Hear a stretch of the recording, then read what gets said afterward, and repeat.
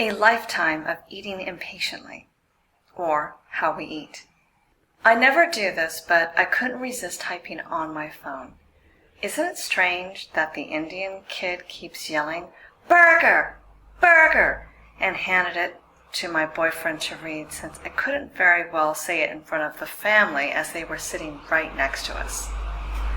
At Currywala, an Indian, Cambodian, Western restaurant in Siem Reap, I was doing my usual sweep of the customers, guessing who was from where, looking at what they were wearing, eating, and how they were communicating, if at all.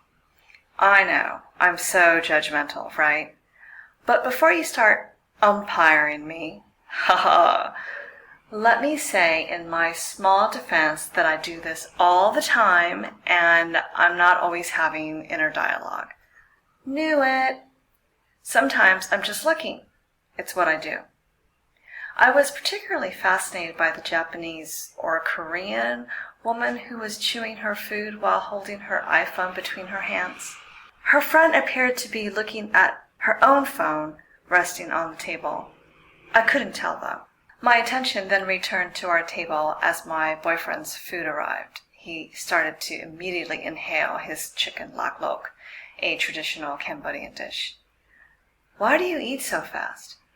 His food was still quite steamy, but he continued.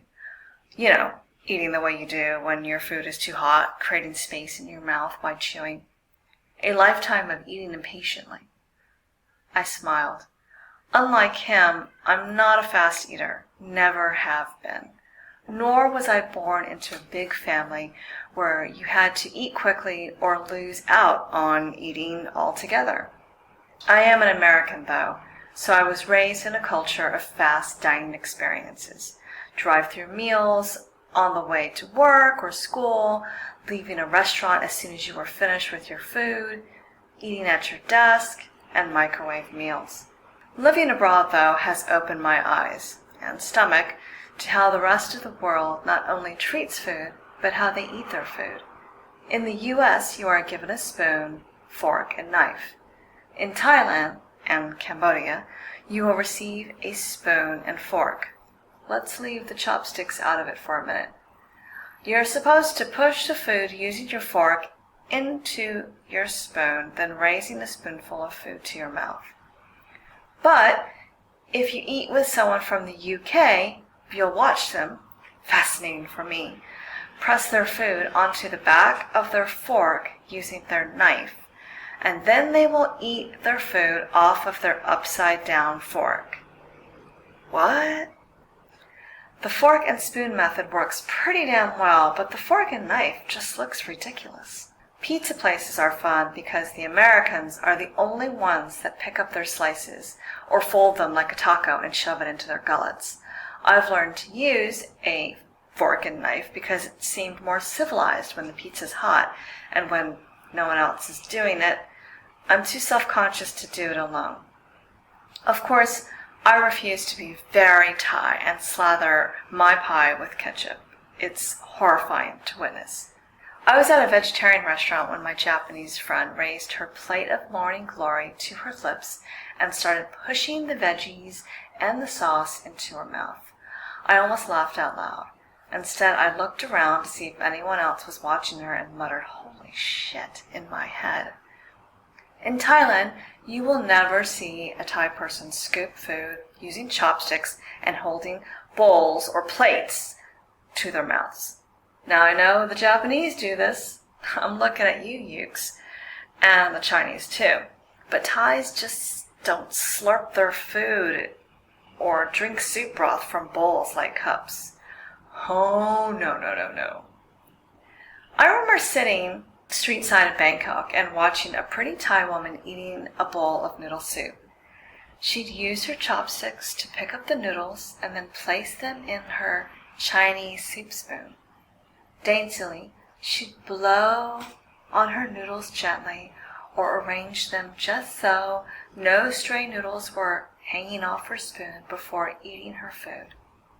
It seemed like a nauseatingly slow way to chow down on one of Thailand's most favorite dishes, but it's very civilized and illustrates how much Thais eat slowly and enjoy their food. Even drinks. I've watched my fair share of students, for instance, continuously stab their straw in their plastic cups in an effort to make more drink. They also use their straw to scoop up an ice cube and eat it. In other words, they get as much drink as they can out of it.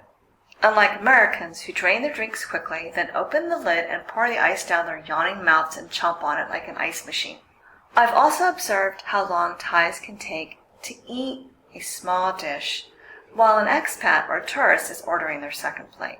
Although, to be fair, I think Europeans are famous for sitting hours at a table enjoying their wine, food, and company.